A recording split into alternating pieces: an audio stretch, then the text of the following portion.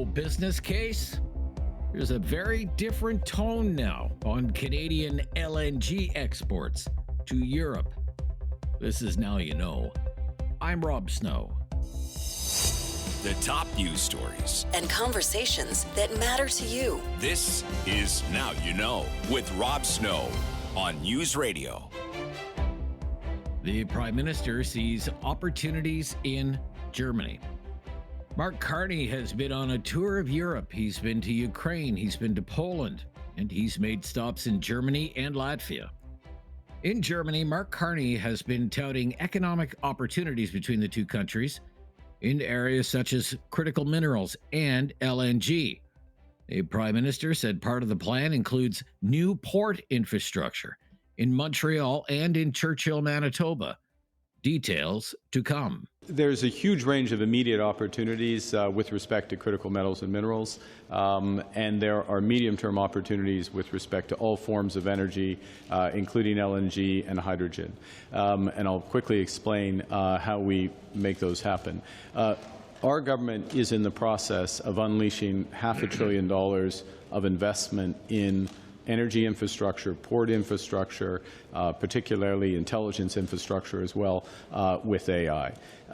And a number of those investments, the first of which we will be formally announcing in the next 2 weeks, are with respect to new port infrastructure.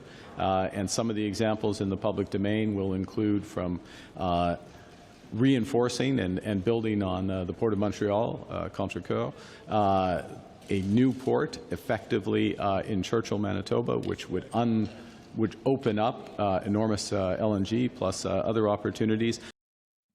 Traveling with the Prime Minister is his Energy Minister, Tim Hodgson. Speaking with reporters in Berlin, he said the Germans are very interested in Canadian LNG. What we heard from German industry today was, and quite frankly from the minister as well, is Germany sees natural gas as a transition fuel.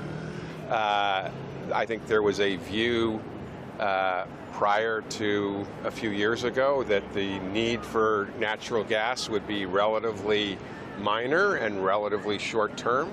And I think what we all realize post the Ukraine, post what's happening with AI, that natural gas is going to be a transition fuel that's in greater demand in Germany and for a longer period of time. Canada has the opportunity to be a great partner to Germany in that regard. What has changed is, as of June, Canada started shipping its first LNG shipments.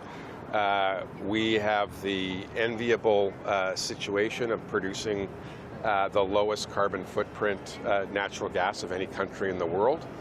It's because of the way we liquefy the natural gas. We do it with clean energy. And so that's a tremendous opportunity to work together with Germany to deal with the energy transition Germany has and supply a great product that's low in carbon and produced in conjunction with First Nations. That will be seen by many as a rebuke of the view held by former Prime Minister Justin Trudeau. 3 years ago, when the German Chancellor was in Montreal, Mr. Trudeau was asked about exporting Canadian LNG to Europe. That became known as the no business case soundbite. The world needs to accelerate its ending of its dependency on oil and gas in general. So we are in a situation in the short term where we will do what we can to contribute to the global supply of energy by increasing our capacities in the short term and explore ways to see if it makes sense to export LNG, and if there's a business case for it, to export LNG directly to Europe. And that's something that economic conversations are going on between businesses in Canada and in Germany. But in the medium term and long term, Canada can and will position itself to be a key supplier of energy to the world in a net zero economy. That was 3 years ago, almost to the day. This was Canada's new energy minister in Berlin yesterday. Referring to is there seems to be a desire on the part of Germany to buy our natural gas, and we have a desire from proponents, a province, and First Nations to develop that for German customers. What's the timeline for building the kind of port and pipeline infrastructure that would just allow you to export as much as you want to sell and as much as they want to buy? So I'm not an engineer. I think the goal and what I've seen the proponents talking about is being able to ship in as little as 5 years. In addition to sounding bullish on critical minerals and LNG exports to Europe, Prime Minister Carney also revealed a few more items during his trip. For example, Canada has shortlisted 2 companies to compete on a multi-billion-dollar contract to build new submarines for the Royal Canadian Navy. One company is from South Korea and the other from Germany. The German-Norwegian partnership is one of the 2 finalists for this, consistent with the cooperation potential that we have, and consistent with Canada fully fulfilling its responsibilities on all 3 of our coasts, the Atlantic, the Pacific, and of course the Arctic. The new subs aren't expected to be in operation until 2037. The cost estimates for the new fleet range from $60 to $100 billion. While in Latvia, Prime Minister Carney announced that the Canadian Forces mission in Latvia is being extended until the year 2029. Canada will extend Operation Reassurance, our leadership of that, our commitment here on the ground will extend for 3 more years. The 3 more years is just how we do these things. We extend over 3 years. And we will, in the process, increase the brigade's capabilities here in Latvia, reinforce our collective defense, strengthen our cooperative security, and keep the NATO presence strong. The Canadian forces have been in Latvia since 2014 after Russia invaded Crimea. It's Canada's largest overseas deployment. I'm Rob Snow. This is Now You Know on News Radio. It's time to get into some of the big issues of the day, including Prime Minister Mark Carney's tour of Europe. Professor Ian Lee is back with us. He's with the Sprott School of Business at Carleton University. Welcome back. My pleasure, Rob.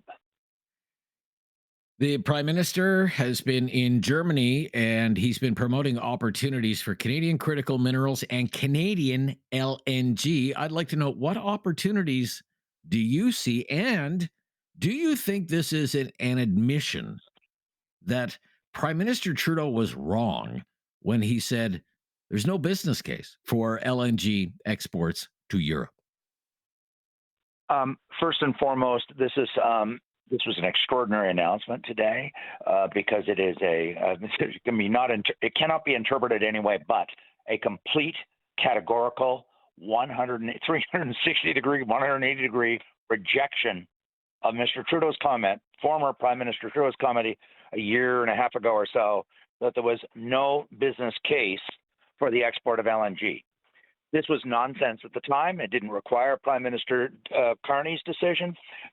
He said this, Trudeau said it without a touch of irony, almost at the very moment that then President Biden was announcing the export of LNG to Europe. There was a massive case for it because Russia had invaded Ukraine, and the decision was taken by European countries. They were not going to buy Russian oil or LNG to support the Russian war machine to go and invade Ukraine. That was very public, very well known. It was not a secret. Everybody knew. The whole world knew. And yet Mr. Trudeau insisted there was no business case. He was wrong. He was factually wrong. This isn't about opinion. The Germans came here. The chancellor desperately said, we don't want your manufactured goods. He said, we need your LNG. So did the South Korean prime minister. So did the Japanese prime minister.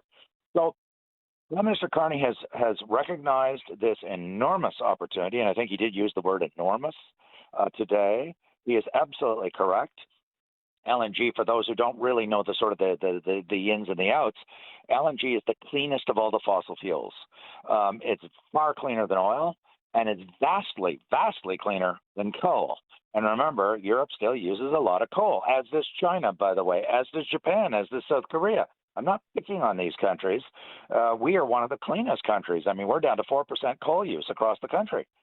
Germany, everyone thinks Germany is the great progressive green country. It's 20% since they stopped using Russian LNG.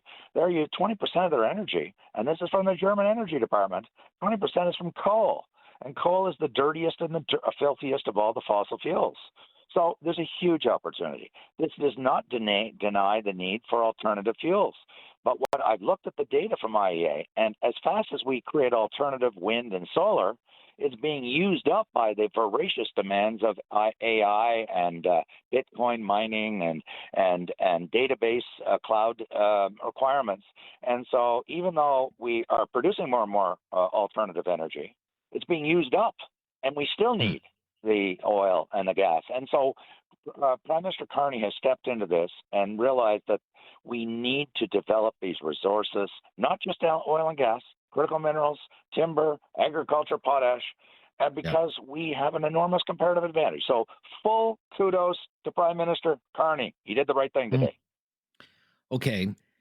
The energy minister, the Minister of Natural Resources, Mr. Hodgson, said that the Germans view LNG as kind of a bridge fuel. Now, when Canadian commentators would say that, LNG presents an opportunity to act as a bridge fuel, say, between fossil fuels and renewable energy, those in the environmental movement would kind of poo-poo that idea. Yes. What do you think of that? It's a transition fuel. Is that how you view it as well, Professor? Well, I do too. It just depends on the time frame. I mean, those people that put it, I mean, the IEA, which is a UN agency, the International Energy Agency, and they produce excellent forecasts, empirical forecasts, all the way up to 2050. And they show, which is still a third of a century away, and they're showing that oil and natural gas and unfortunately coal are still going to be very, very significant sources of energy until 2050. Yes, I do think it's a bridge fuel. If we define bridge fuel over the next 100 years, eventually we'll no longer use oil and gas. I believe that'll be true. Maybe by 2100, we'll all be long gone. All of us will be long gone. And except maybe some people born today. But it's a very important bridge fuel from now until then. And we're not going to go back to caveman age and just shut down the whole economy and have people freeze in the dark. We are still very, very dependent, not just Canada.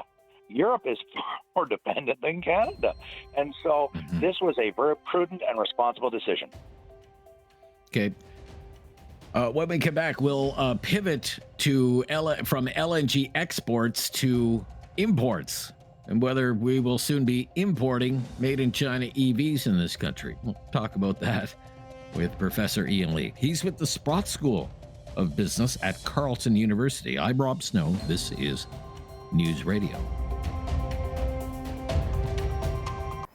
Critical thinking is not dead. Now you know with Rob Snow. Returns on News Radio. With Professor Ian Lee from the Sprott School of Business at Carleton University. Saskatchewan Premier Scott Moe and Alberta Premier Danielle Smith want the federal government to drop the 100% tariff on made-in-China EVs because they hope it could lead to a breakthrough on the canola issue. What do you think about dropping the tariff on made-in-China EVs as kind of an overture to China? What do you think? Well, I think we should. I wouldn't make the argument. Yes, I agree that we should make an overture to China to try to repair fences. We're not going to become a full partner with them because they have such a different regime. But we can still have a natural resource. I would call it a natural resource treaty for agricultural products, timber, oil, gas, LNG, that sort of thing. Not sensitive technology products. But I have a better argument. We don't. Canada and the U.S. does not make inexpensive EVs. There's no such thing in Canada. There's no such thing as a $15,000 Gull, which is made by an excellent Chinese EV manufacturer, sold in Brazil. $15,000. Imagine a brand new EV. We can't make one for $35,000. We can't make it for $50,000 without government subsidy. Our EVs in Canada and the U.S. are in the 60, 70, 80, 90. They're for rich people, fancy people. You know, they're not for ordinary people. They're for they're not. university professors. They're for university professors. Yes, they're for university professors, full professors. I'm not a full professor, by the way, so I can say that, because they make a lot more money than us peons that are just toiling away in the trenches, us assistant and associate professors. So you know that one. So, but humor aside, I mean, I drive through the Glebe, and I'm telling you, you can see $80,000, $90,000 Teslas, $100,000 Teslas. But the vast majority of Canadians are priced out of the market, even the ones that want to buy one. So I would argue, if we want to protect, as we're saying, the EV manufacturing sector in Canada, put the tariffs on above, let's say, 60 or 70,000, because we're not making cars in the 20, 30, 40 range. And then middle-class people can buy an EV, and we'll have somewhat of a rapprochement with the Chinese. They're demanding it, and this will be a step in the right direction. And more importantly, will allow Canadians to find a car that is affordable, an EV that is affordable. We do not make inexpensive EVs in Canada or the U.S. It isn't happening. Yeah. What do you think the reaction from the Trump administration would be if we started allowing China to sell EVs here? I think we would probably, Prime Minister Carney probably faced a nation-to-nation president, prime minister would have to say to him along the lines of the following. We understand your concern about taking market share from American companies, manufacturers. Yeah. So we will ensure that the tariff is structured so that it does not allow Chinese EVs to come in and compete with American companies. But as I just said, Americans are not producing 20, 30,000 EVs, $30,000 EVs. So you say to him, look, we'll target the tariff, we'll develop the tariff in such a way that you do not lose customers at the modest or lower end of the market, but we'll protect the companies at the higher end of the market that makes the expensive EVs like Tesla. Okay. All right. We'll wrap it up there for this week. Good to hear from you, as always. My pleasure. Hopefully we'll get back to our normal schedule, because I'm you're teaching usually with us on week. Tuesdays. Yeah. I'm back in the classroom Monday, Wednesday, Friday. So next Tuesday, I'm wide open to talk to you. All right. I look forward to it, Professor. Thank you again. Yeah. Bye-bye. That's Professor Ian Lee. He is a lowly associate professor of management in the MBA program at Carleton University at the Sprott School of Business there. Our Newsday panel is just ahead. A lot to talk about today with our political people coming right up. I'm Rob Snow. This is Now You Know. This is News Radio. Now You Know with Rob Snow continues on News Radio. Time for our Newsday panel with our political people like Tim Powers, Chair of Summa Strategies, Managing Director, Abacus Data. How are you? Well, delighted to be on with Kris Sims and you. I mean, this is like a reunion from the old days. Yeah, yep. We're going old school today. Yeah, Kris Sims is here, the Alberta Director of the Canadian Taxpayers Federation. Former journalist colleague of mine, former staffer on Parliament Hill, worn a lot of hats, including a cowboy hat as well. Kris, how are you? Wonderful, guys. I feel like I should be calling in on my BlackBerry here. Oh, no, Kris, that's cruel. Sorry. Yeah, okay. Well, let's talk about Prime Minister Carney's European adventures. Very, very interesting. So the Prime Minister, the Energy Minister, various other cabinet ministers, they've been in Germany, drumming up support for LNG and critical minerals. Everyone remembers the comment from Mr. Trudeau that became known as the no business case comment when it came to LNG exports to Europe. But now Mr. Hodgson and the Prime Minister are sounding very bullish on the opportunities to expand port infrastructure and start exporting maybe within 5 years LNG to Europe. I'm wondering just how much of a rebuke this is for the former Prime Minister, Mr. Trudeau. What would you say, Tim Powers?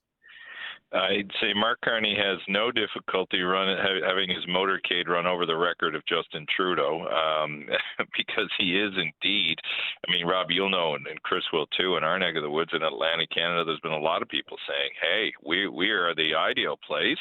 And this doesn't mean to exclude the West and the Port of Churchill for bringing LNG to Europe. The German Chancellor under Mr. Trudeau came to Newfoundland and Labrador, as you'll recall, to do a deal or to talk about doing a deal there. Though that LNG project or hydrogen project has gotten into some trouble. But nonetheless, I mean, I think it's the reality of the times, right? But I don't think it's going to happen fast. But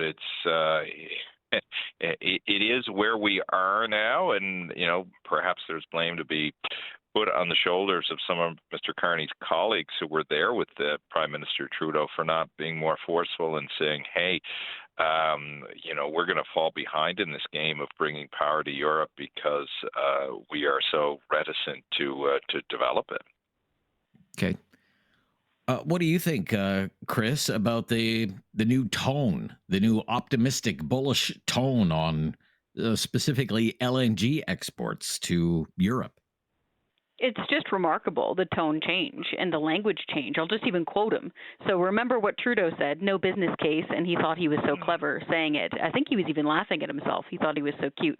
And here we have Carney saying, quote, there's a huge range of immediate opportunities with respect to critical metals and minerals. There are medium-term opportunities with respect to all forms of energy, including LNG and hydrogen. Like music to our ears. Let's get it going. He wasn't pointing out his socks. He wasn't making stupid jokes. He was saying that we have a serious business case, which is great. And to Tim's point, if you want to go a little further south into St. John, anyone who's taking a look at the operation there, I mean, like, that is exactly the place. It's the East Coast. We should be shipping this stuff out of there. Okay, let's listen. I just happened to save that clip.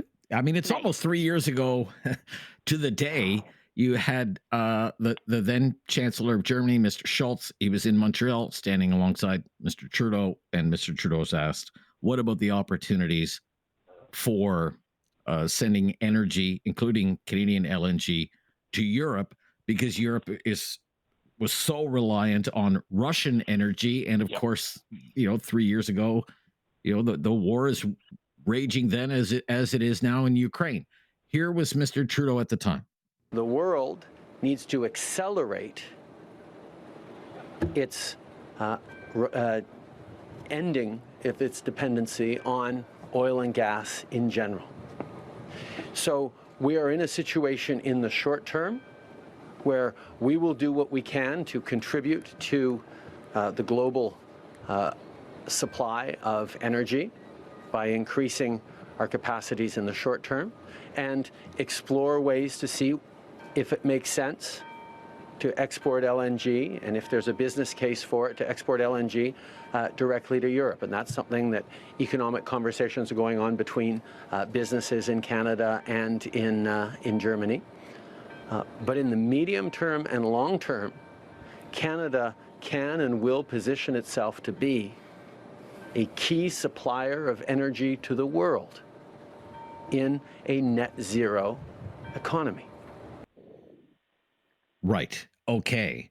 So I'm wondering, Tim Powers, I mean, as someone from Newfoundland and Labrador, how does something like that go over in Newfoundland and Labrador versus some, the remarks from Prime Minister Carney during this European tour? Well, I would say just look what happened in the last federal election, right? Even though Mark Carney did very well in Atlantic Canada, the Liberals actually lost 2 seats to the Conservatives in Newfoundland and Labrador. And in large measure, I would argue, a lot of that was because of rhetoric like that that Pierre Poilievre was able to exploit, because so much of the economic opportunity of our province is still tied to what's under the sea in our case, or on the land as it relates to the LNG. So it didn't go over well then. And certainly there was a price that was paid in the last election with the Liberals for that, with 2 new seats being won in Newfoundland and Labrador for the Conservatives. Yeah. And I mean, obviously, in Alberta, where you are, Kris, I mean, the Premier has her own problems with many holdover policies from the Trudeau era, emissions cap, whatever.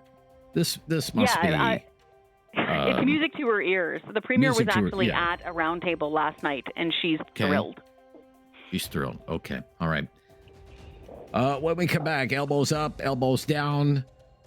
Will there be a political price to pay for Mark Carney for not sounding as tough as he used to on how to deal with Donald Trump? When we come back, I'm Rob Snow. It's our Newsday panel here on News Radio. Now you know with Rob Snow continues on News Radio. Here with Tim Powers, Chair of Summa Strategies and Managing Director at Abacus Data, Kris Sims, the Alberta Director at the Canadian Taxpayers Federation, former journalist Hill staffer. With the Prime Minister dropping many of the retaliatory tariffs on American imports into this country in the hopes of a breakthrough, that it would lead to a breakthrough with the Americans, and with his government reversing other policies like the streaming tax, for example, what sort of political price do you think Mark Carney will pay for not sounding as tough as he used to on dealings with the Trump administration? Kris, what do you think? Well, considering the fact that an election is probably a few years away, just based on the numbers, it looks like Carney's got a pretty stable minority so far. Not sure he's going to pay much of a political price, because this is the smart thing to do. He should have done this at the very start.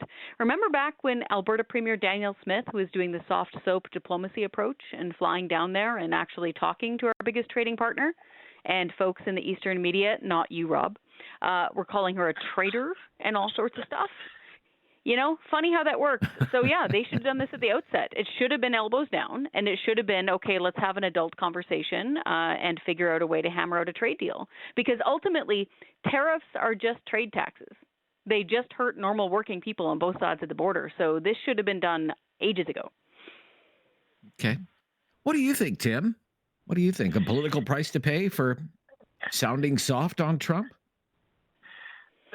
No, and I'll cite my Kris was more erudite. I'll cite my George Street bouncing experience. Lots of people who threaten to hit you in the face with their elbows, and some who do early on. But it's who's standing at the end of the night, and what are you leaving the bar with? Are you leaving with a good deal?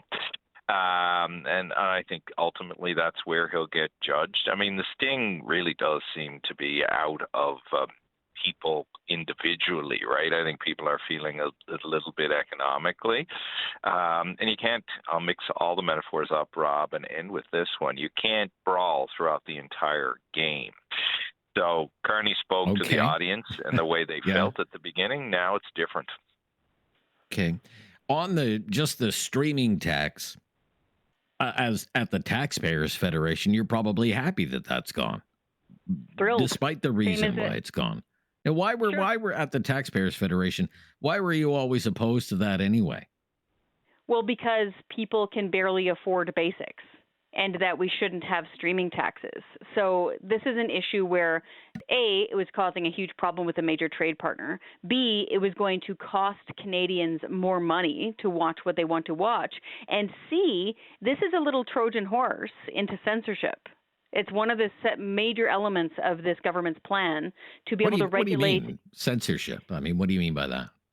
So this government, under Bill C-11, which is already passed, and coming up pretty soon on the so-called Online Harms Act, they want to regulate, i.e. control, what we can see, hear, and share online. And when you have things like, by the way, we're going to wade in with the streaming tax, by the way, we're going to wade in with the Online News Act, which is why you can't see news on Facebook, it limits our ability to see stuff we want to and to share stuff we want to. With the Netflix tax, as we call it, that was just a straight-up cash grab. So we're really glad to see that thing gone. Okay. I think the government, though, Tim, would say, well, it's about trying to promote Canadian content in an era where Canadian producers are struggling because of the power and the influence of the big streaming giants and the big tech giants in the United States. What do you think about that? I'm sure the Canadian government would say that, but I don't think the Canadian public is too fussed about that. It's like, excuse me, it's a bit like, cell phones and the like. That people just want the things to be cheap, Rob. They're not as concerned about the quality of individual production as the opportunity of multiple downloads. So that's a tough one for a government. Okay. Let me ask you this. On the Conservative Party, whether it's Pierre Poilievre or Jenny Byrne or any of them, they haven't really, the people at the top really haven't expressed many regrets about the loss in the last election and what went wrong. Tim Powers, what's your understanding about how serious the effort has been to try and do an autopsy, a postmortem on what went wrong in that election campaign? Have they really done a serious kind of review, in your opinion? I think it's a low to medium, if I'm being very generous, effort. I think there's still a lot of work to be done. I think, two immediate focuses for Poilievre, which are delaying that. One, he had to win the by-election. Two, he's got to win a leadership vote. And if he waters down his language or moderates it in the way many people would like him to do, he may lose some of the core support that he brought to the party, who he needs to be with him come January. So, I haven't seen anything super serious that's been done at the moment, or an acknowledgement that they really got what happened. And if the strategy is, the Liberals will never win a fifth government, people are tired of Mark Carney, that's not a great strategy. Okay. In a minute or less on that, Tim, do you get the sense that this Conservative Party has really done any serious review about what went wrong in the last election campaign? My impression is they feel as though, they were just a victim of unprecedented circumstances that probably won't be repeated. What would you say? I would say you're probably right, Rob. As my colleague Jim Armour said, it was just a perfect storm. Well, if you take that attitude, you're probably going to be in trouble. Well, it certainly didn't end for George Clooney and company. The perfect storm. But he's handsome. I'll ask Kris to weigh in on that, and then Kris and I will we can quiz Tim on Newfoundland, some Newfoundland things that are in the news. When we come back, I'm Rob Snow. It's News Radio. There is no question Rob won't get answered. Now You Know with Rob Snow continues on News Radio. We're here with Kris Sims and Tim Powers. Kris, do you get the sense that the Conservatives have really done some serious reflection on what went wrong for them during the election campaign? Well, I need to let you know what I think about Perfect Storm first. I'm more of a Mark Wahlberg girl. Okay. On that one, which also informs my assessment here too. They mourned his loss too at the end of the movie, as I recall. So yeah, they did. So I think just taking off my CTF hat a little bit here, we think that the Conservatives did a pretty darn good job during the campaign. I've seen bad campaigns. That was not one of them. They really pushed hard on axing the tax. They had their lunch stolen by a very smart Mark Carney, who read the tea leaves and realized that the carbon tax was a stinker. He had to get rid of it. And I think that got him a lot of play. I'll also point out, just saying, the NDP kind of ceased to exist. So if they don't have, if they are not eating up that 12 to 15% of the vote, then that's a huge difference. I was really interested to see how they made gains, how the Conservatives made gains in Ontario and picked up a lot more of the popular vote than I was expecting. So I think he's generally on the right track. We're happy to hear him coming out swinging against the industrial carbon tax. Okay. So Tim is here, proud Newfoundlander and Labradorian. And he hosts a radio show as well on VOCM. Is there going to be an election this fall in Newfoundland, Tim? There tends to have to be, because there is a fixed election date. Now, we all know you can run past those if you like, and the date set is October 14th, so that was the Tuesday after Thanksgiving. The immediate speculation, Rob, before the wildfires was that the election would have been called this week, because we just hosted the Canada Summer Games. They were a roaring success despite the fires. Now the suggestion is it'll be next week, assuming that things with the wildfires stay in a controlled state. So that is where we are, and it will be done before election. And we have to do 28 days in Newfoundland. It used to be 21, but now it's 28. Okay. What would you say are is there a clear ballot question, or is it a mix of issues? What would you say are the big issues in the election there?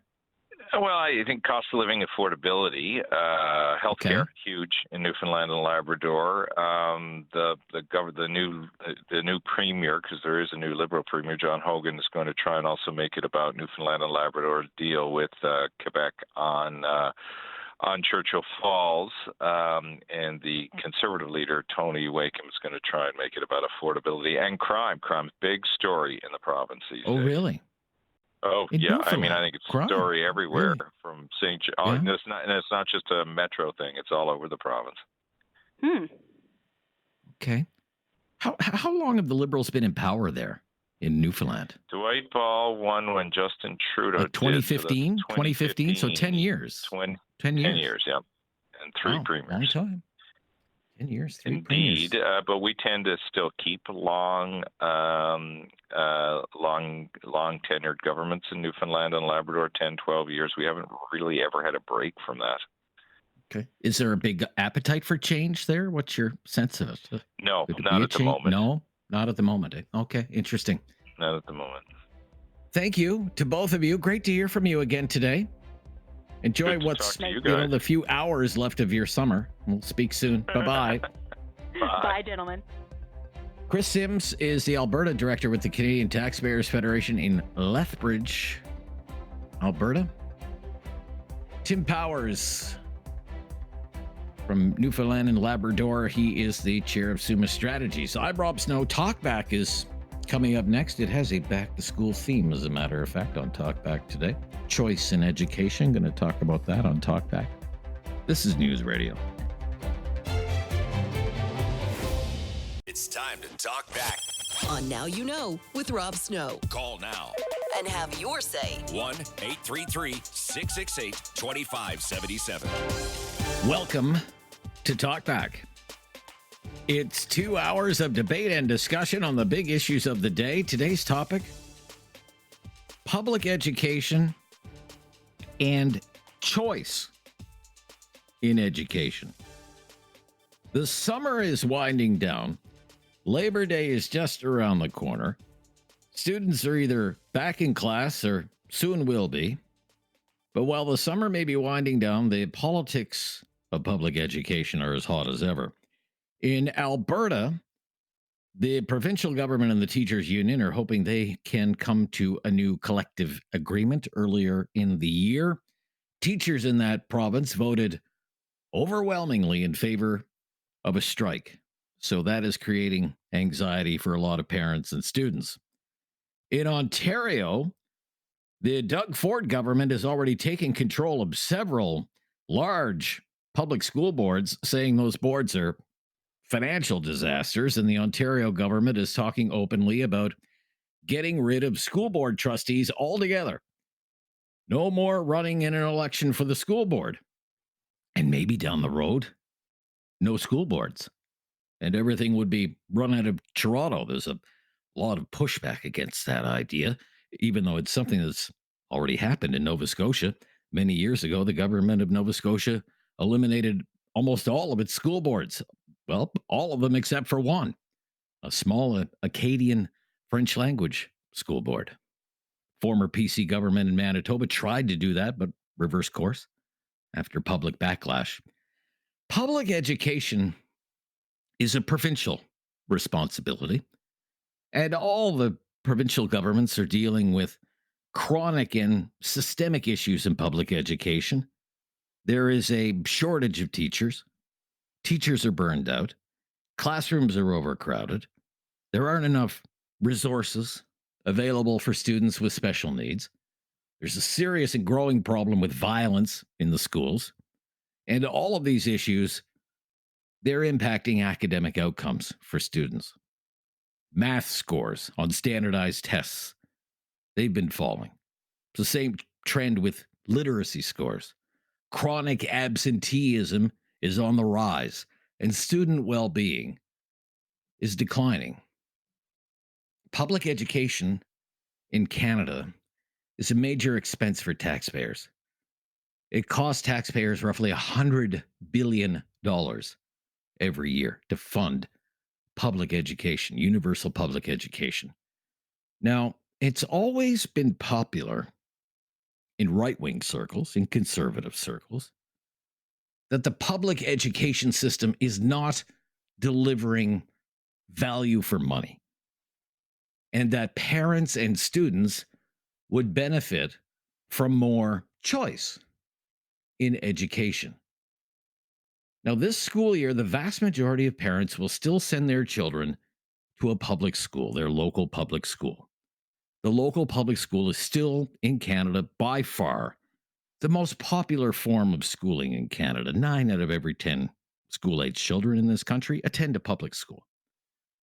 But as popular as the local public school might be, it's not as popular as it used to be. And in fact, enrollment in independent schools or private schools, alternative schools, has been steadily increasing over the years. More parents are choosing to send their children to very expensive private schools. Enrollment in what Canadians would know as the elite private schools, that's been on the rise for many years now.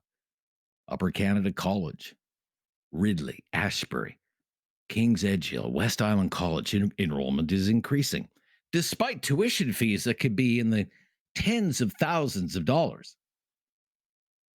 Independent religious school enrollment is also on the rise. Private Christian schools, private Islamic schools, private Jewish schools. Enrollment is increasing because some parents are seeking a values-based education for their children. They feel they don't get that from their local public school. Charter schools, very popular in Alberta, and enrollment in Alberta's charter schools has increased about 30% in the last 5 years. Many schools have wait lists, and the Alberta government has promised to build many, many more charter schools at great expense. The defenders of public education don't like that idea.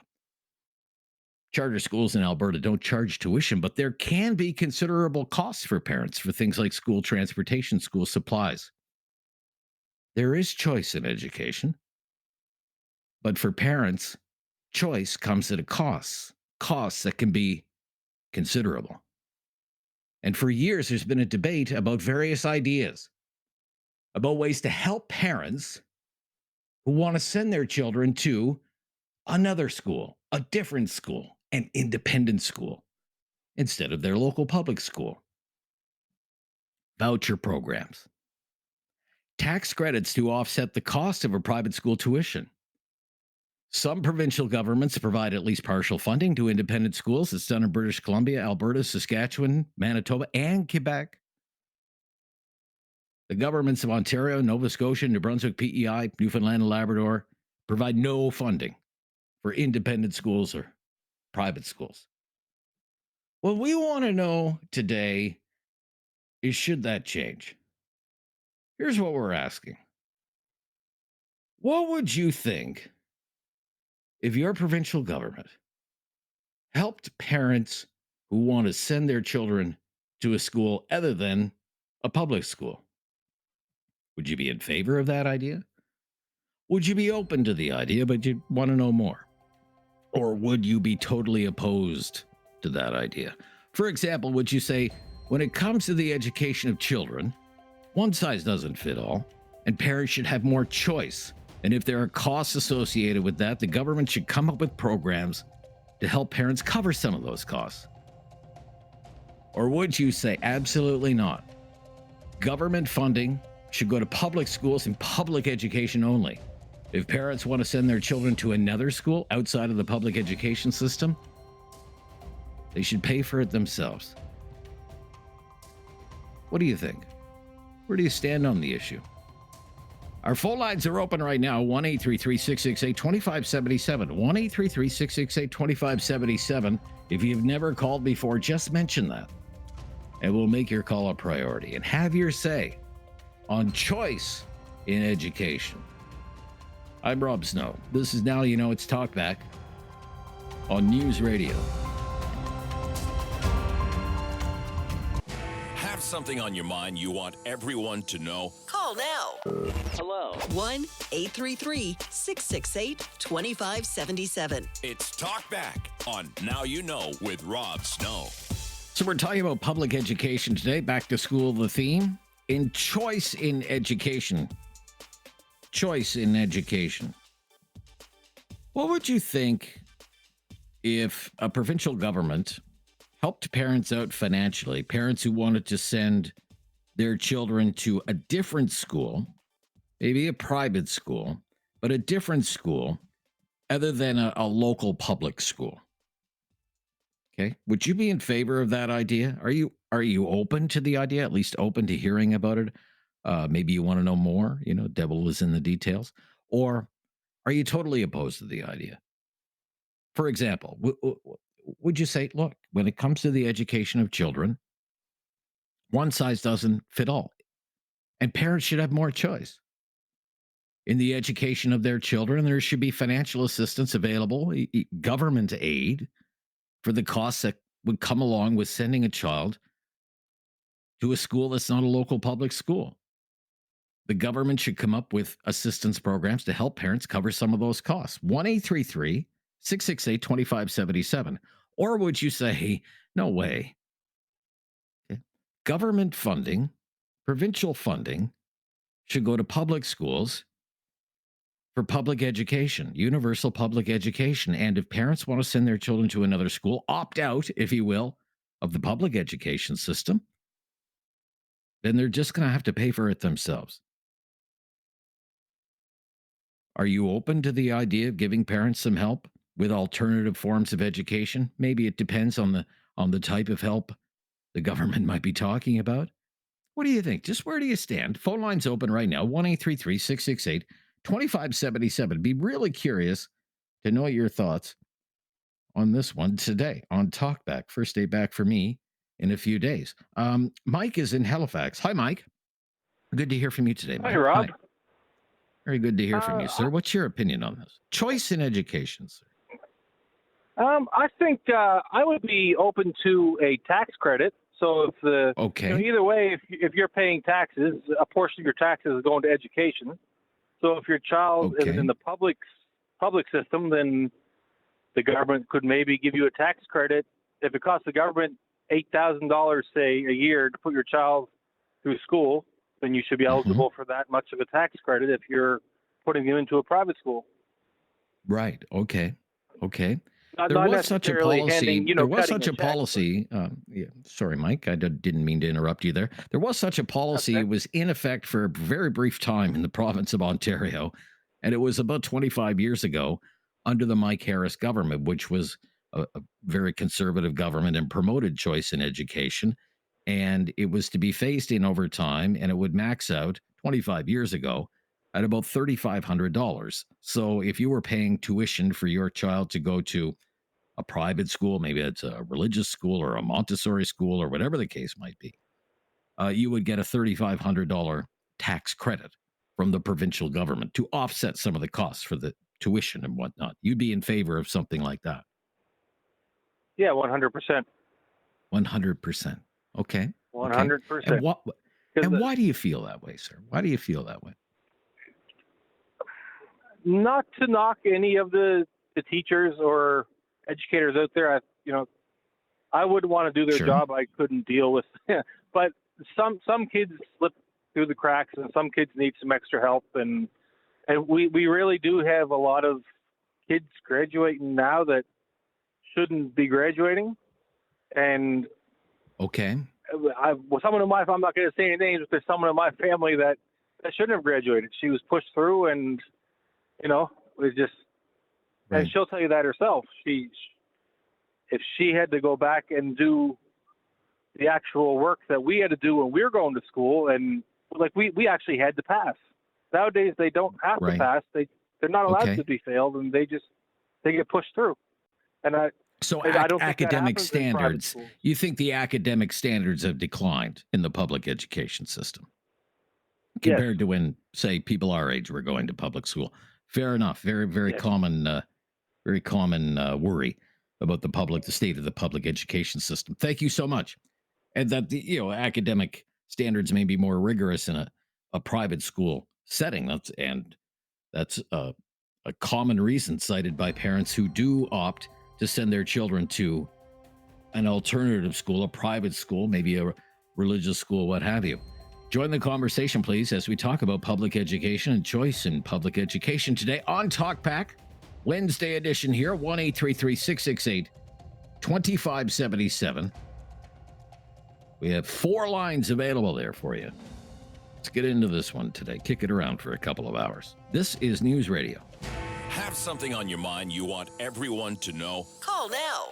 Hello. 1-833-668-2577. It's Talk Back on Now You Know with Rob Snow. We're talking about choice in education. What would you think if provincial government started helping parents who want to send their children to a school that's not a public school? It's a private school, private religious school, charter school, Montessori school, STEM school. Would you be in favor of an idea like that? Open to the idea? Totally opposed to the idea? Carl in Halifax. Hello, Carl. Thanks for calling. You're on the line. Thanks for taking my call. My pleasure. Okay, so real quick, both of my boys were born in Sept-Îles, Quebec, and I married my wife in Quebec, a girl from Dallas. So we're all dual citizens, okay? And and what happened was my wife died on me when I was 29. Okay, so I had to pivot out of the construction business and start a surf school, and we traveled all over the continent surfing and making money because we were talented surfers. And so my point is this. People need to start trying to have a better life, doing something productive and increase their longevity. Because so many people are out of shape and everything. I want to encourage everybody to go surfing. Okay, Carl. All right, everybody go surfing. Okay. Go 4 or 5 okay. Sure. Canada's Ocean Playground, Carl. I don't know if there'd be a lot of political appetite for tax credits for surf school, but I guess I see what you're getting at. I'm going to move along, however. Thank you for your call. Let's go to Nicholas, also calling from Halifax today. Hi, Nicholas. Hi, Rob. Can you hear me? Hi, Nicholas. I hear you just fine. Yes. What's your opinion? I'm in complete agreement with your first caller. We are educating our grandson here in Nova Scotia, where the public school system is absolutely broken. The classes are huge, and they're comprised of mixed abilities and mixed ages.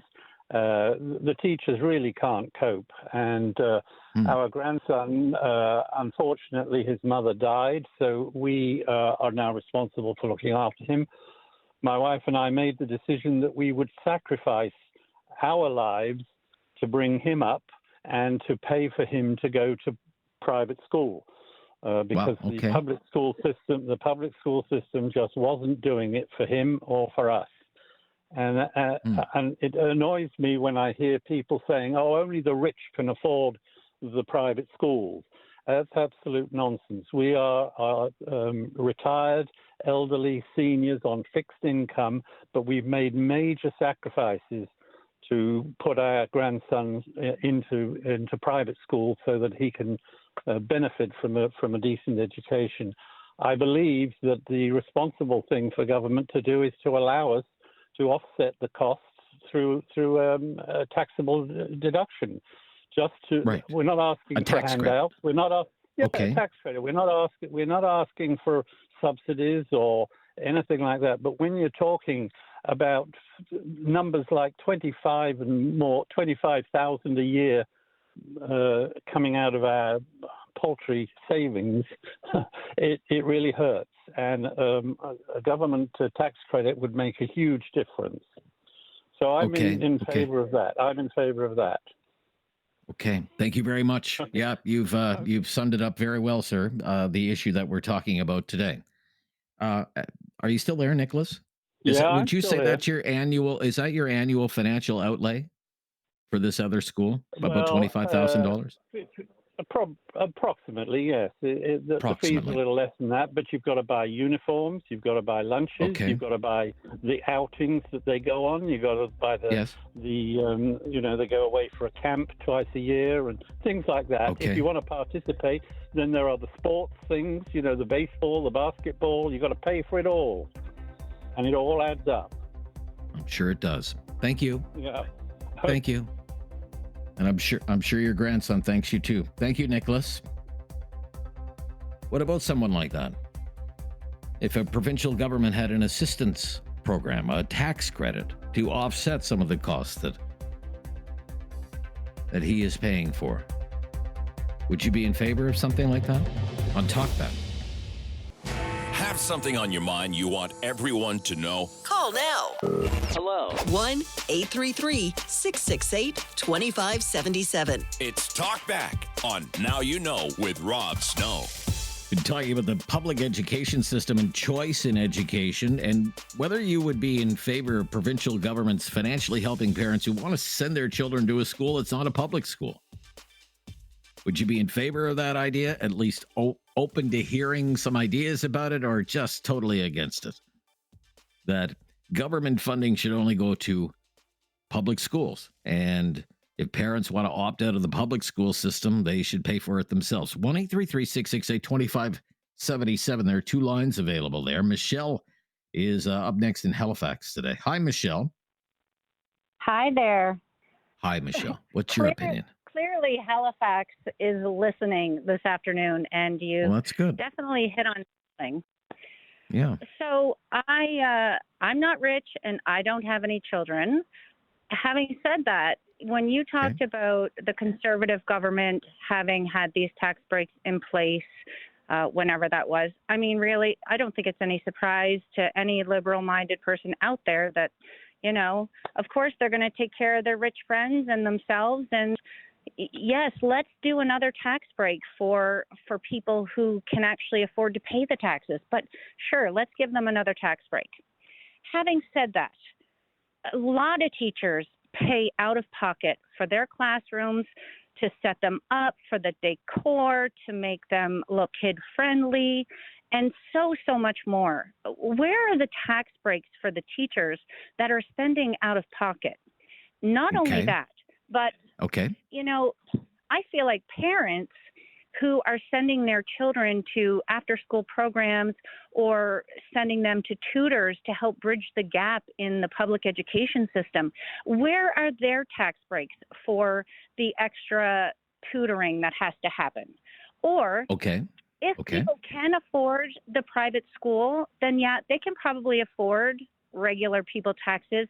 Having said that, I did hear the gentleman who said he was on a fixed income. So it wouldn't be that difficult to look at people's income and decide whether they are in a position to deserve a tax break or not. And I love that man's story, so I have nothing bad to say about him. And then the other thing is, right. I know. But you're against this idea, though. You are against this idea. Look, I can hear it.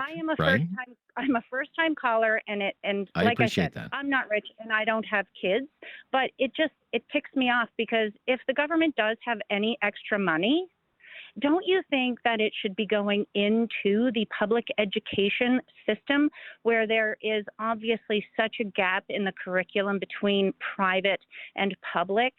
Like, if private schools are so far advanced in their education, then what are we even doing in public schools? Anyway, that's all I really had to say about that. And yeah, you've said it, and look, you've given the great counter argument. Maybe we wouldn't have, the counter argument goes, well, maybe we wouldn't have these chronic issues in the public school system and so many students being left behind and so many parents feeling as though their children's needs aren't being met if provincial governments poured more money into the public education system. Maybe it's an issue of underfunding. I mean, 1,000%. I'm not against. 1,000%. There you go. Yeah, I'm not against Carney by any means, but I'll say this one thing. There is far too much money going into our military budget because, to be honest, if the U.S. wants us, they're going to take us. And any of that money that we're sending overseas, yes, but does it have to be that much? Can't we take care of our people here on the ground first, like our children and our homeless? That's all I'm going to say. Thank you, Rob, for taking my call. Well, thank you. I love the passionate opinion, and we've heard both sides of it so far today. Let's go to Dallas, is in Cambridge, Ontario. Hi, Dallas. Yes, sir. What would you say here? Yes, Dallas. What would you say? Well, I have a question for you first. Okay. So, is there any form of data or any I guess you want to call it data, to say that if you send your kids to these private schools, they come out more educated than the public school system? I don't know. I've never heard anything like that. Okay. You have an answer? Well, I don't have a data point in front of me that I could provide for you, but doesn't it stand to reason that if your class sizes are smaller and you're getting better one-on-one instruction, if you show an interest in, say, a specific topic like science or mathematics, and the education facility, the private school can better provide, something of that in your interest, that you would be better prepared to move on and gain the skills in that area? Doesn't that stand to reason, sir? Well, theoretically, yes. Okay. Theoretically. Right.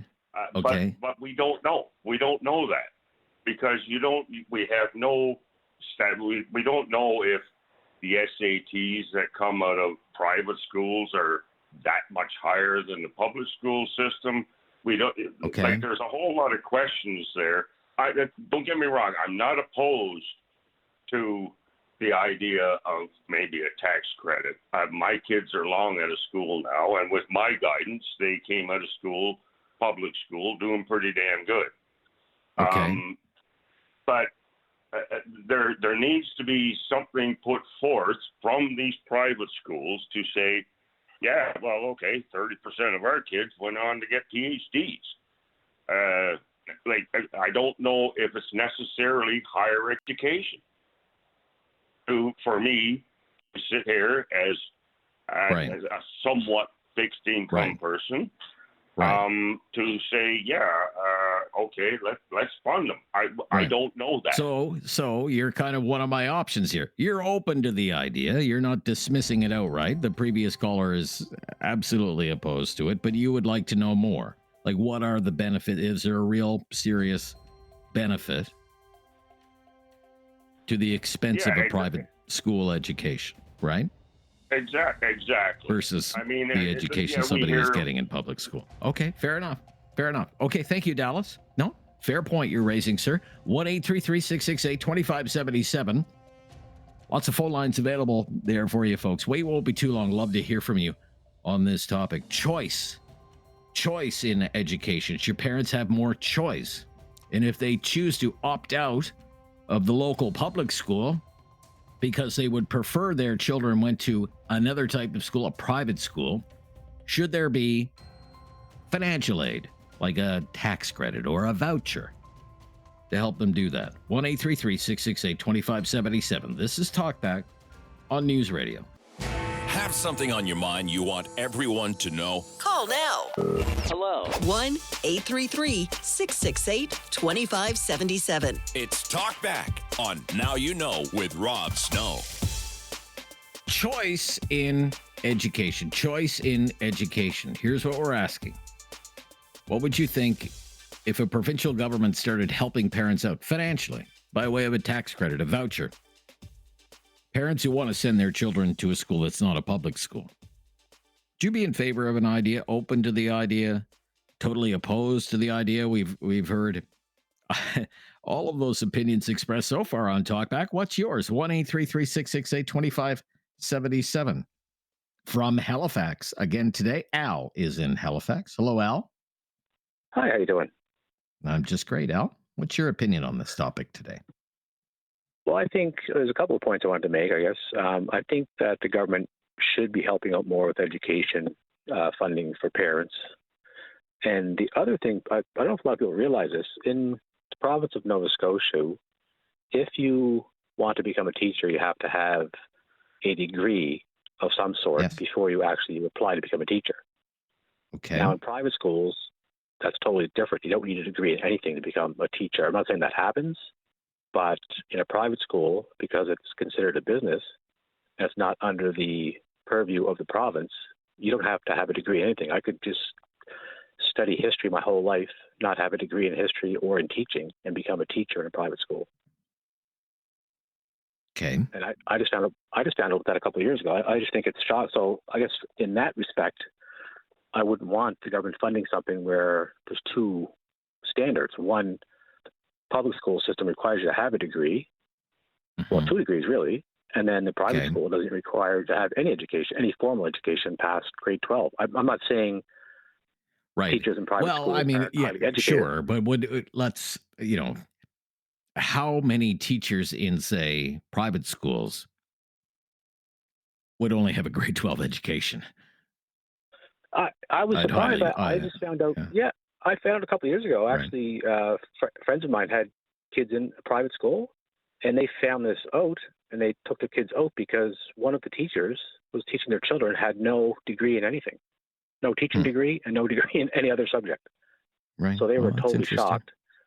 Yeah, and I had no idea up until a couple of years ago. I always assumed they would have had to require a higher education, and that's just probably one of those assumptions you make in life. But they don't have. I'm surprised to learn that as well. So maybe if there is to be, say, government assistance, then the school is being attended would have to perhaps meet certain requirements, certain provincial government requirements on qualifications, for example, and the curriculum would be another one, right? Okay. Like the qualifications would be a big one because I was totally shocked to find that out. Yeah, I'm shocked to learn that too. Yeah, and in parts of Europe, there's free education for everyone. Like many countries in Europe just have free education right to university, which I think is amazing. And I know it's all based on taxes and different different things are involved. But in a lot of countries in Europe, as long as you keep studying, you can go to university and get paid the whole way through. Okay. But so to the crux of the matter here, let's say parents they're not happy with what's being delivered at the local public school. They start exploring options. They settle on this other school. Maybe it's an elite private school. There are many schools that charge fees, but not $25,000 a year. Some private schools are $7,000 or $8,000 a year. Should that parent receive a tax credit to help offset some of those costs? What do you think? I think so. I think there should be some. You think so? Huh? Some credit towards it. I'm not saying fully pay for it, but definitely some assistance if it's proven that school offers better education for what your child needs. I mean, everybody's needs are different, but if they're offering a better education than the public school, I'm not saying they would or wouldn't, but I think there should be some kind of incentive for parents, for sure. Yeah. Thank you, Al. Yeah, good call. Let's take a call from Calgary today. First call from Calgary, Elizabeth. Hi, Elizabeth.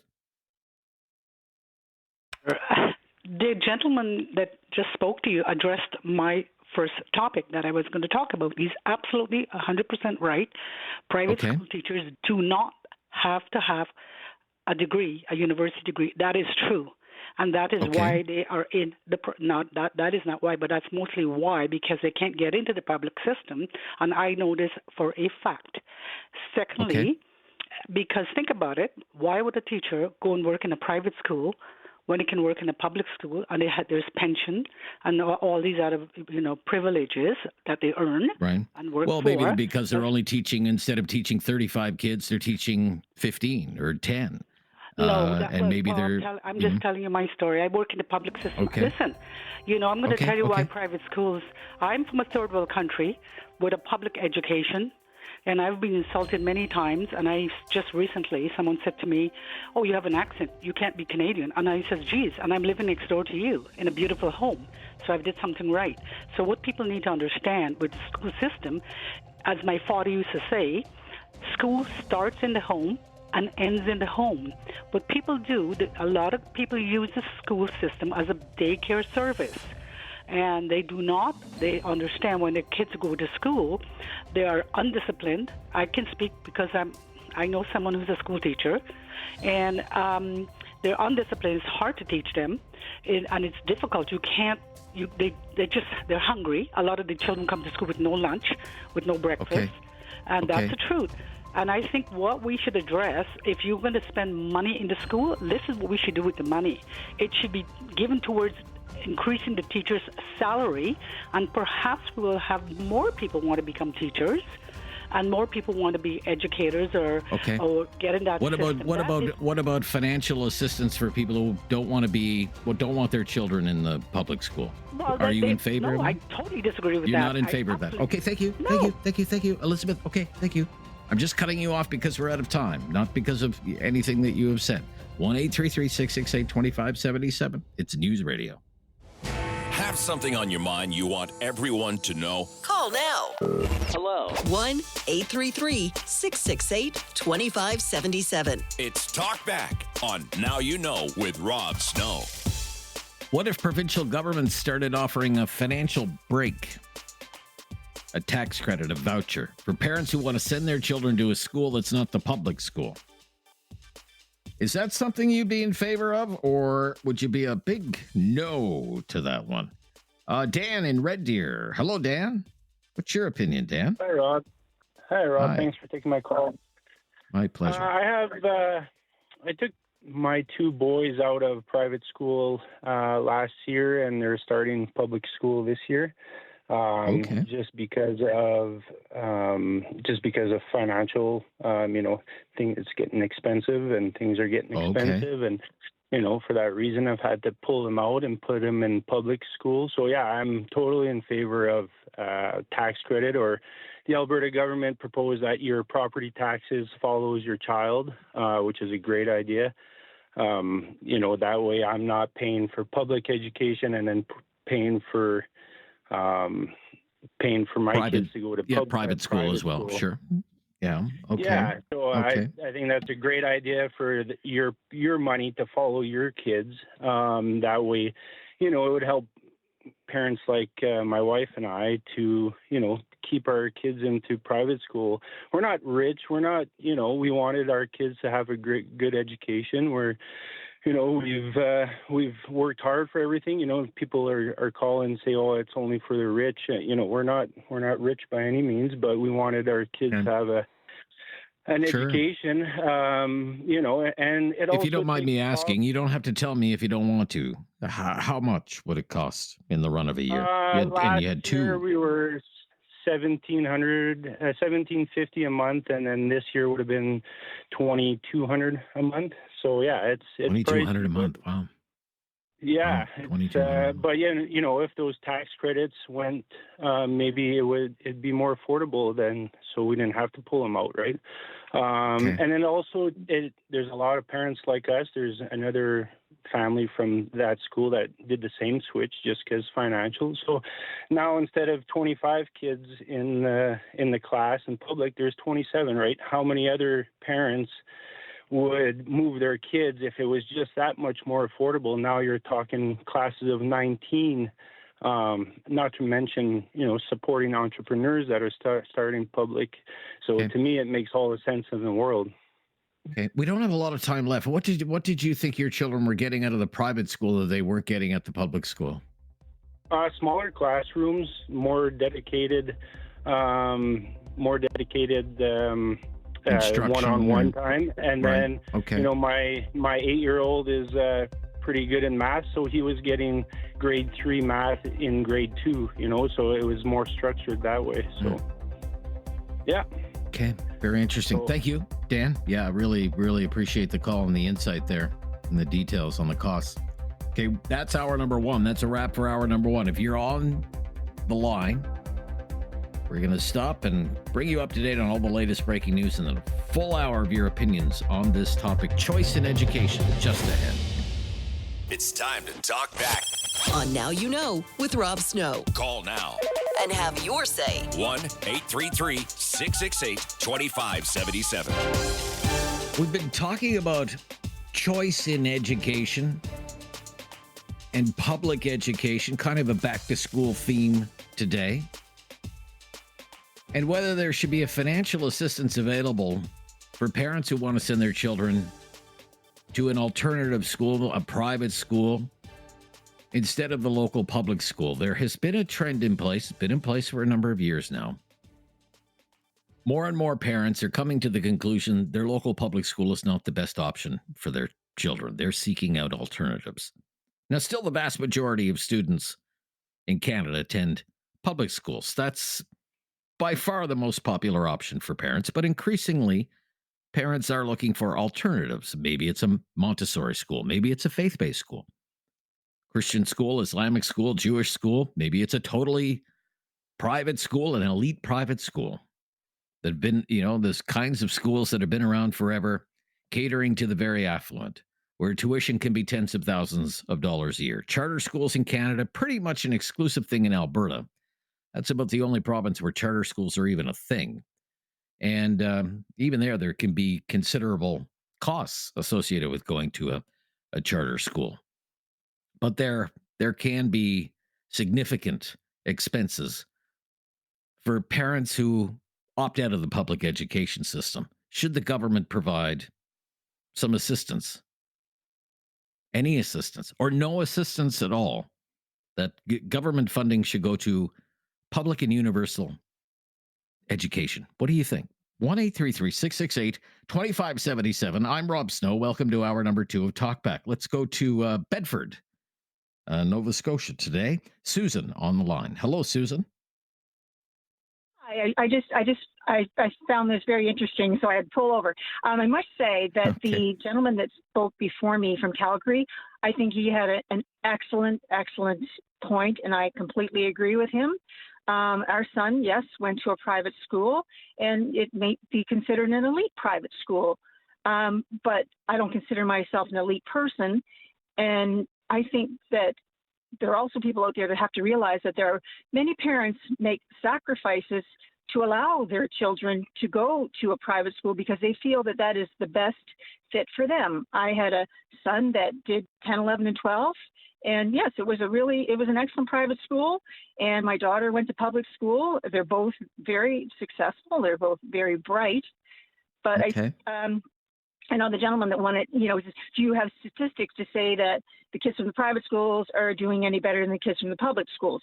If you have a child that is motivated and is in the public system, honestly, they're going to do, in my mind, just as well as the child that went to an elite private school.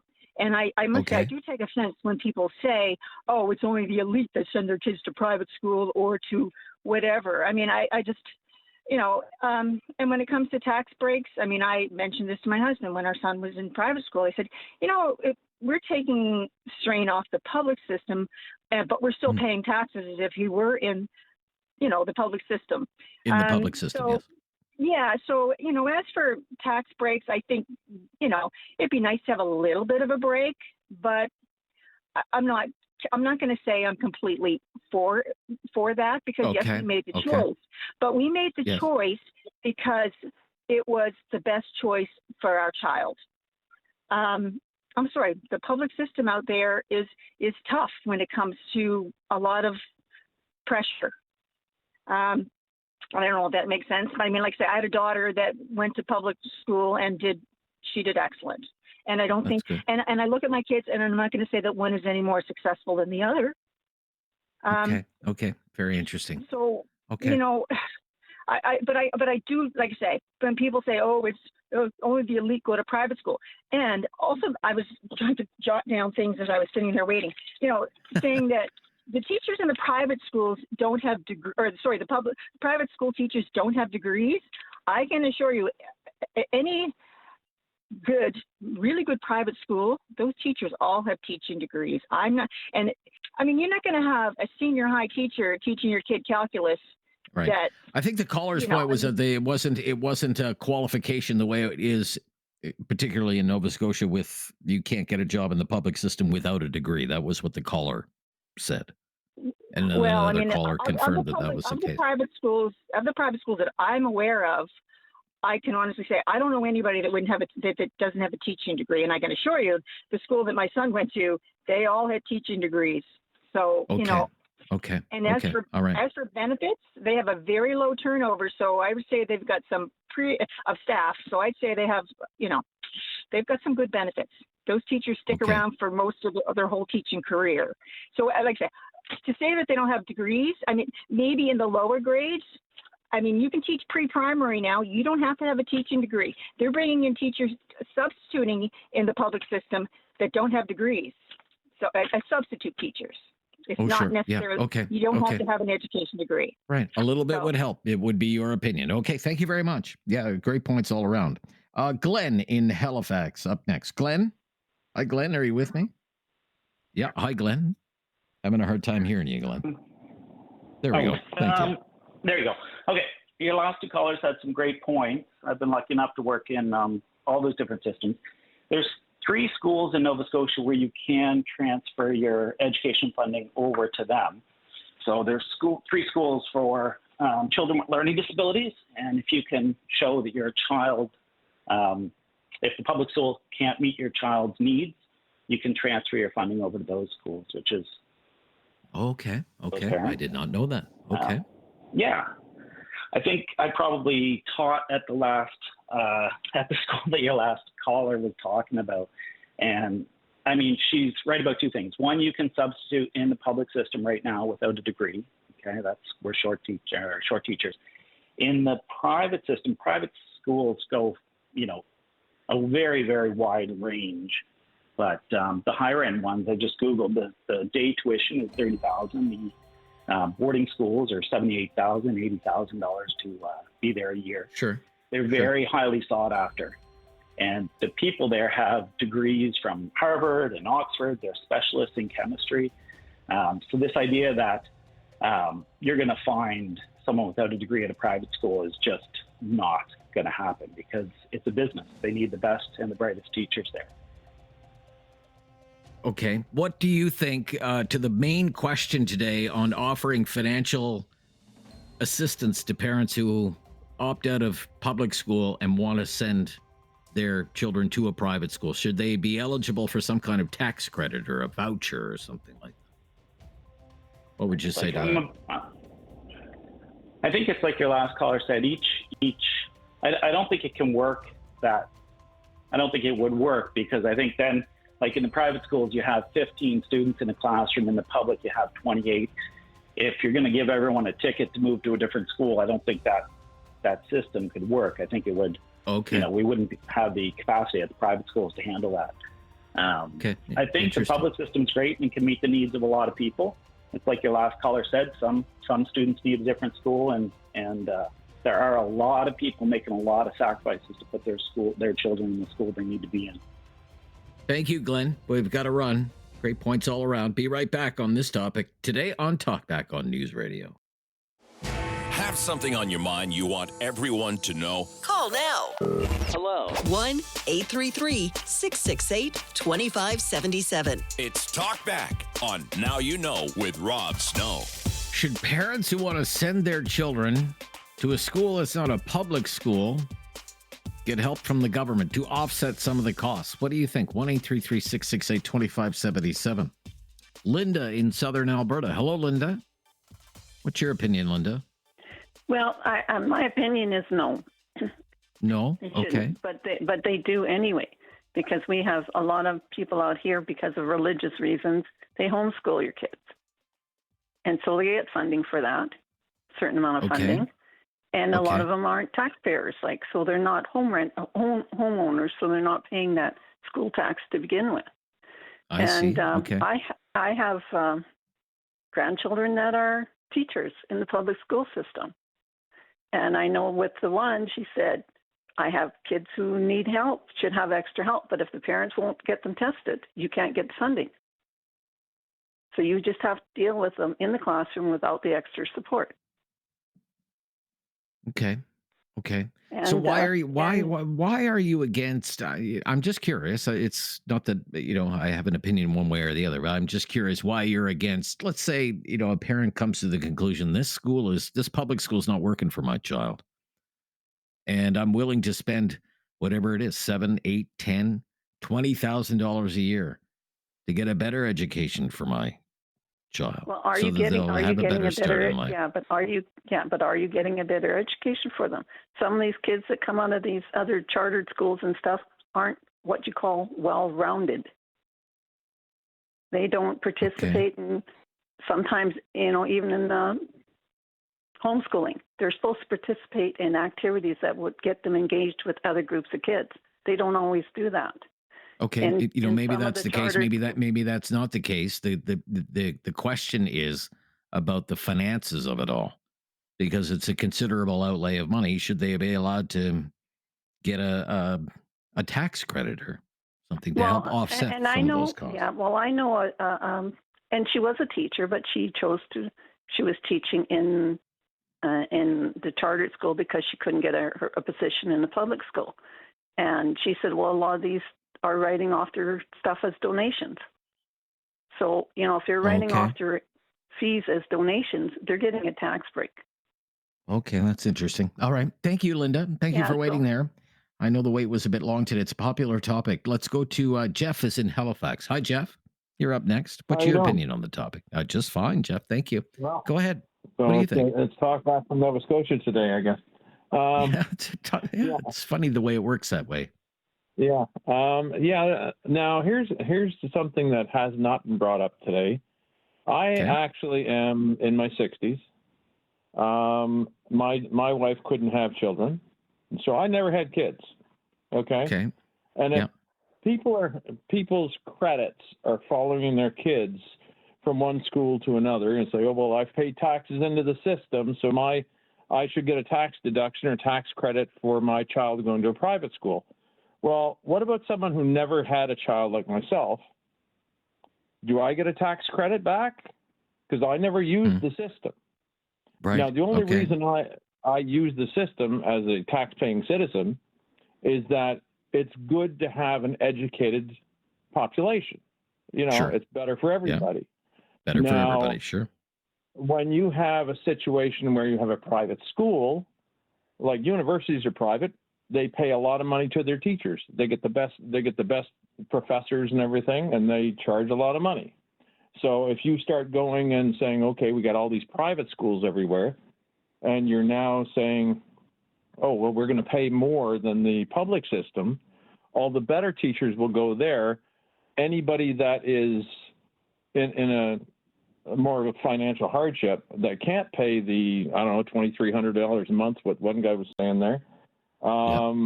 If you can't pay that out, now your child will be then have teachers that are of lesser quality.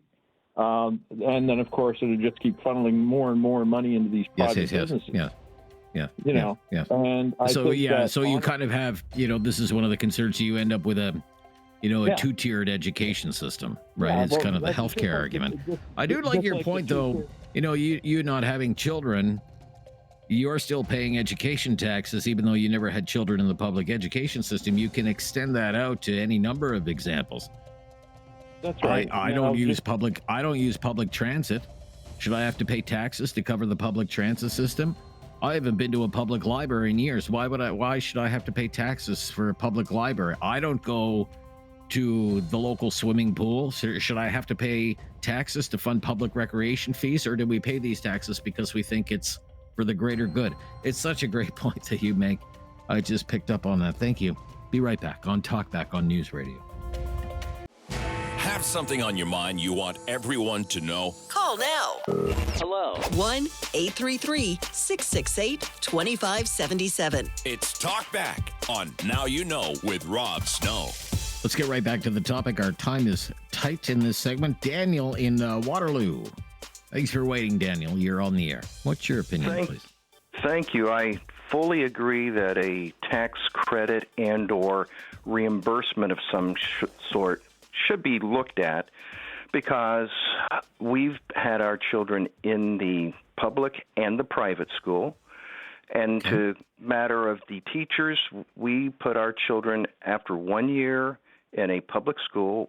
We were able to put them in a faith-based school where the teachers all had degrees, made about half of what the public school is. And after about 3 weeks, we were called in because our daughter, who had been in grade 1, was now in grade 2. She was grade 1 in the public. She was now in the private. And out of a list of 50 words that the other kids knew, she knew about 6 or 7. So the private schools tend to be a year or so ahead of the public school. My mother was a school teacher for 40 years back in the days when there were 35 kids in a classroom. So I've seen both sides of it, but I'm fully in favor. We could have sure used, our children are growing, but we sure could have used a tax credit or voucher. And competition always makes things improve. Whenever somebody has a monopoly, it's never good. When does service improve? When there's competition. All right. Thank you very much. Daniel, worth the wait, sir. Thank you. Eric in Halifax is up next. Hi, Eric. Hey, Todd. Hi, Rob. Hi there.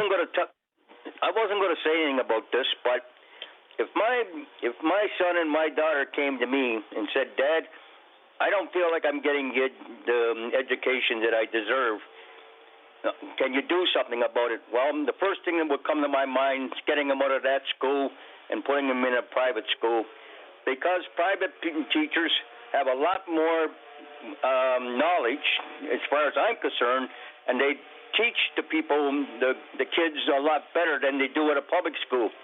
And I got one incident I had one time when I worked with the city. And I was doing my job, and I saw these kids, and the first thing that came out of their mouth was, "You want a beer?" So, I mean, you wouldn't get that in the private schools. You know, I would do everything in my power to see my son or my daughter get an education, because without it, you're not going to get nowhere in this world. I understand that, but let's say it was whatever it was, $10,000. My question is, should you get a little help from the government? You know, here's a voucher, or when you do your taxes, we'll give you a tax break. Would you be in favor of something like that? Yes, I would.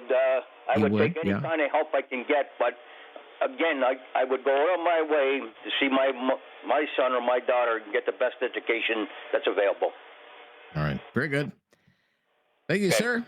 Very good call today. Yep. Bye-bye. It's Rob. Just remember that. Yep. Just remember that. Thank you very much. We'll have to stop here.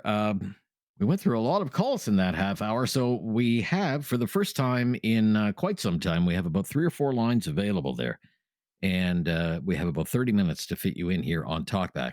Choice in education is our topic today, and whether it would be the right thing to do or the wrong thing to do, a step in the right direction or the wrong direction. If provincial governments, it's a provincial responsibility, public education. If they offered financial assistance to parents who want to opt out of the public school system, send their child to a private school, should they get a voucher? Should they get a tax credit? In favor of that idea? Opposed to that idea? Taxpayer money should only go to public school? What do you think? 1-833-668-2577 and have your say on Talkback on News Radio.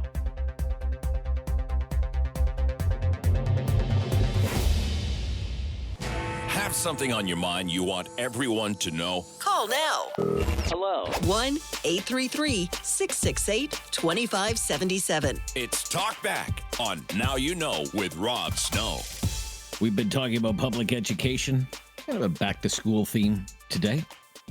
Choice in education. That's a favorite annual topic among conservative-minded people. Choice in education. What if the provincial government helped people who wanted to send their children to another school that's not a public school? What do you think of that idea? Is that something you could go for? You are open to it at least? Or are you dead set against that? 1-833-668-2577. Let's go to Carol in Alberta today. Hi, Carol. Hi. How are you? Can you hear me okay? I hear you just fine, loud and clear, Carol. What's your opinion on the topic? Okay, first of all, I am a retired teacher, and I have grandchildren and children that have all gone through the public system. Anyway, I think about giving a tax break to people in a private school is an absolutely ridiculous thing. The problem is that we need to fix our public schools. We need to give some support to the teachers. First, better salaries. Second, they need to have they need to have support in the classrooms. This public schools now have all the children that come from our immigrants, that come from other countries. They don't speak the language. We have children with disabilities. And when I was there, we had support. We had assistants that came in and helped us with the special needs kids. And they also went out for special classes. That doesn't happen anymore. The teachers are it's overwhelming for them right now. And then to say that private schools should have a benefit and not the public schools. Of course, public education is sponsored or is paid for by our government, and people that no longer have children in school or never have, they should of course be spending money on education, because education is what makes our world go round, which makes our good things. But our public education needs to be fixed, not our private schools. In Calgary, we have all these charter schools. Of course, they have small classes. They're the same teachers. They had to go to the same universities to learn to be teachers. So this is my opinion, and I feel sick about what's happening in our schools now. And if we have one more charter school come in and then giving them a tax break as well, that's ridiculous. It's our public schools that need to have support right now. Why do you think 95% very well thought out, very, very defended, well defended. I appreciate your comments. Very popular opinion in some circles. Good. Yeah, thank you. Right. Thank you. Thank you for your call. I mentioned this before. About 25 years ago in Ontario, Mike Harris was the premier of Ontario at the time. One big back-to-back majority governments, conservative, progressive conservative, under the banner, the Common Sense Revolution. And his government did something along these lines. A tax credit phased in over time. It was eventually supposed to hit $3,500. Now, that's 25 years ago, $3,500. And it was designed to help offset the costs of sending children to private school. Alternative school. Could have been an independent school, could have been a religious school, could have been an elite private school. Wasn't really a voucher system, kind of acted the same way. And advocates for a strong public education system, like Carol in Alberta, were absolutely opposed to the idea. Said it would create a two-tiered public education system, that it would divert precious dollars, tax dollars that are needed for public education to private schools. And they said it was actually part of the Harris government's plan to privatize public services. That was a popular line of attack, especially from teachers' unions. It was in effect for a few years. It came into effect in 2001, but then the Ontario PCs lost the next provincial election to the Ontario Liberals, led by Premier Dalton McGuinty, and he canceled the whole thing. And that was the last time a government in Ontario ever tried to do it.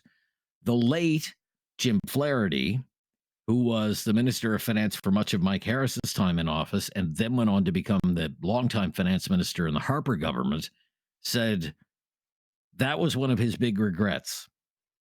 That when he was in provincial politics, the Harris government hadn't moved sooner and faster with the changes they were looking at to make the public education system more competitive, to give parents more choice in education.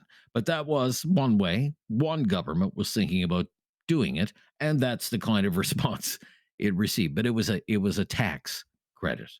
If you opted to send your child to, say, the school of your choice, the government was offering a $3,500 tax credit. 25 years ago, I don't know how much the tax credit would need to be now to make a dent in the cost of an alternative form of education. The question is that what government should be doing? To Carol's point, The problems in the public schools are well known from one end of the country to the other. We all know what the chronic issues are in the public education system. And advocates will say, well, that's because provincial governments have not been adequately funding the public education system.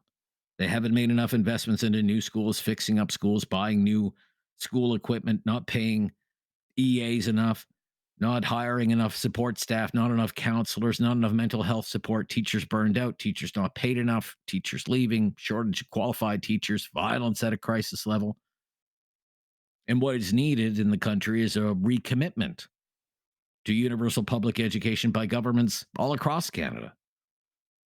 What do you think? 1-833-668-2577. I'm Rob Snow. Back to more of your calls coming up next. Here on Talkback on News Radio. Have something on your mind you want everyone to know? Call now. Hello. 1-833-668-2577. It's Talkback on Now You Know with Rob Snow.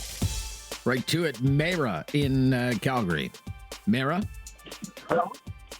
Hi. Go ahead. What's your opinion? Yeah, go ahead. I find it a little late, so I don't know if this point is taken care. I think the best teaching is done at home with the parents and the students. And okay, whether it's a private or it's a public school, they are placed to make the kid grow up in the society. But to me, it doesn't really matter which school you go. If the atmosphere at home and is not disciplined and teaching, it will work out to the same thing. That's my opinion. Okay. Mara, thank you. I don't think we really got to the heart of the issue today, which is should parents who send their children to private school be eligible for some kind of financial aid, like a voucher or a tax credit? That's what we're asking today. Jennifer in Calgary up next. Jennifer. Hi, Jennifer. Hi, Jennifer. No, Jennifer. Okay, let's move along to Paul up next, also from Calgary today. Hi, Paul. Hi there. I trust you can hear me. Good show there, Rob. I mean, thank you very much. Yeah. Okay. In regards to the taxpayer thing, I do think that they should be reimbursed after all. I mean, if the issue is all the students, then, I mean, they're alleviating the system. If you look at the healthcare system, not to draw the parallel too much, but the thing is that those doctors, when they go to private, they want to treat. What do you think the issue is? In other words, for a private company to make it, for a private facility like a clinic or a private charter school, they survive because of their competence. And the big issue is the unions. The unions only rise to the level of mediocrity in terms of their competence so that they can stay employed and so that they can keep gumming up the works, and to throw more money at the situation and complain, you know what I mean? Give people the choice and then reward their choice by giving them a break on their taxes. And let's get rid of the unions. The unions. That is the issue. Okay, that's what I wanted to say. Thanks for taking my call. Okay, yeah, and you have said it, Paul. Thank you very much. Good luck being a union buster in public education. I wish you well on that mission impossible. Sharon in Calgary up next. Sharon. Hi, Sharon. Hi. Hi, I Sharon. am absolutely opposed to the government spending money on private schools. I mean, in Alberta, they give approximately 60% of what that child would get in the public system. But private schools, my granddaughter goes to one, they don't allow special needs in a lot of the private schools. Special needs kids exist in the public system. They don't have a choice but to take them, and it requires a lot more effort and money to help them. So I'm totally opposed to any tax credit.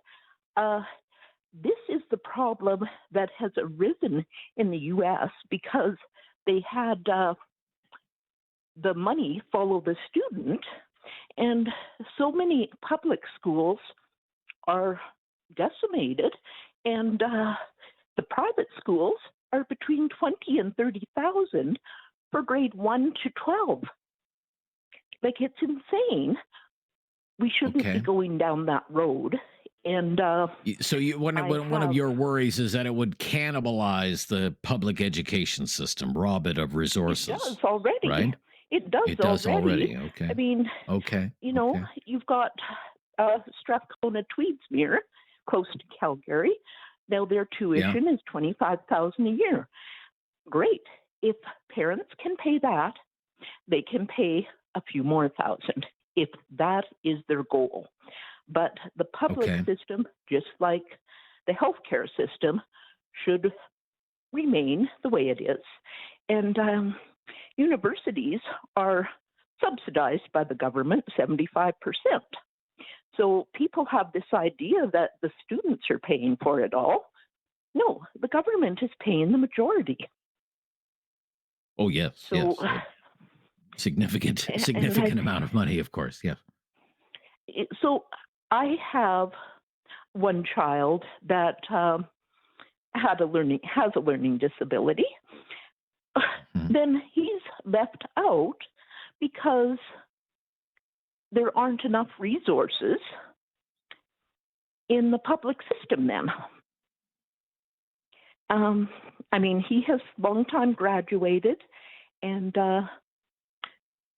gone to university, but he still has a learning disability.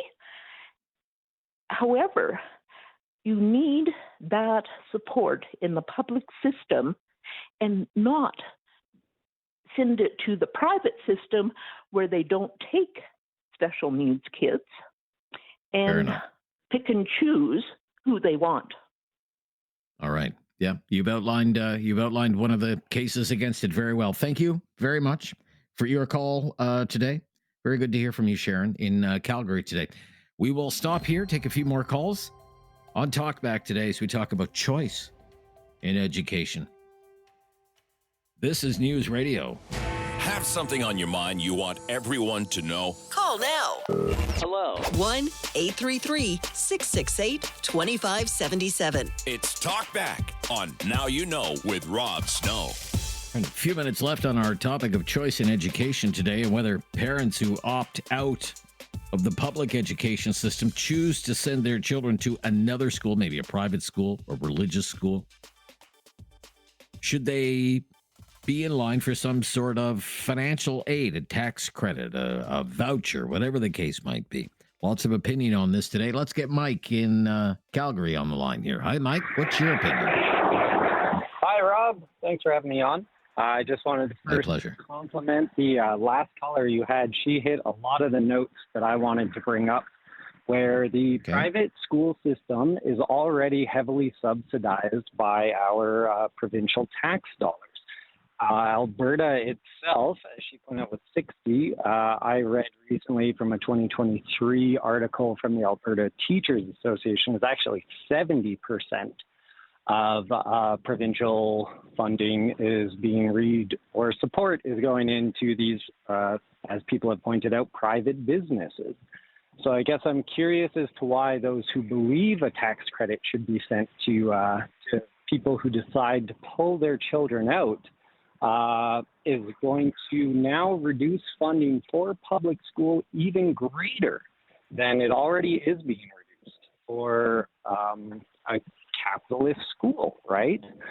These are businesses and they're out to make money, and our government is supporting that. So a lot of heavy concern there.